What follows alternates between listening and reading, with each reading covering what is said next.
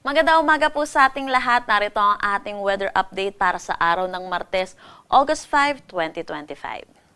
Kagabi, tuluyan na pumasok ng ating Philippine Area of Responsibility itong binabantayan nating low pressure area. Kanina 3 a.m. ay ito'y huling namataan sa layong 895 kilometers east ng southeastern Luzon. Sa ngayon, mababa naman yung tsansa nito na maging isang ganap na bagyo, pero meron tayong dalawang senaryo na possible dito sa ating low pressure area. Una dito, yung close approach niya dito sa May Luzon bago ito kumilos northwestward palayo ng ating bansa. At pangalawa naman, yung pagtawid niya ng kalupaan dito sa ating sa Luzon.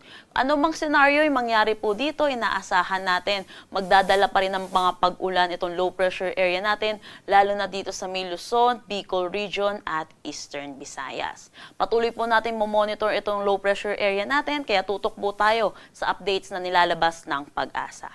Ngayon din po ay nandito po tayo sa tinatawag nating monsoon break o yung mahina po yung epekto ng ating southwest monsoon. Itong southwest monsoon natin ay umiiral lamang dito sa may extreme northern Luzon. At inaasahan din natin, mababa din yung tsansa ng mga significant rainfall dito. At inaasahan natin dito sa may Batanes at Babuyan Islands, makakaranas naman sila ng maaliwalas na panahon. Para naman dito sa Metro Manila at nalalabing bahagi ng ating bansa, localized thunderstorm yung mga possible na magdala ng mga pag-ulan, lalo na sa hapon at sa gabi.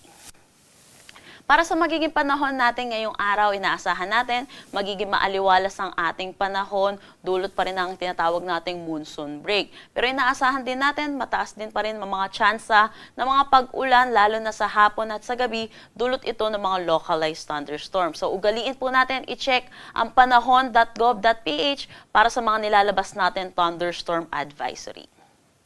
Para sa Metro Manila, asahan natin ang agwat ng temperatura ay 25 to 34 degrees Celsius, lawag 24 to 32 degrees Celsius. For Tuguegarao, asahan natin ang 25 to 35 degrees Celsius, Baguio 16 to 23 degrees Celsius. For Tagaytay, 23 to 31 degrees Celsius at Legazpi, 25 to 34 degrees Celsius.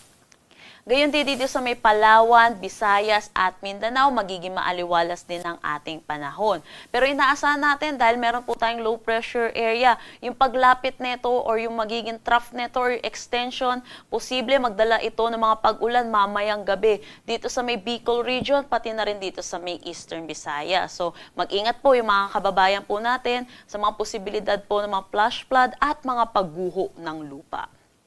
Para naman dito sa Palawan at Kalayaan Islands, inaasahan natin ang 25 to 32 degrees Celsius. For Iloilo, 25 to 33 degrees Celsius. For Cebu, 27 to 32 degrees Celsius. Tacloban, 26 to 33 degrees Celsius.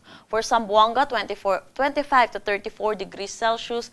Cagayan de Oro, 25 to 32 degrees Celsius. At Davao, 25 to 34 degrees Celsius. Wala naman tayong nakataas na anumang gale warning sa anumang seaboards ng ating bansa.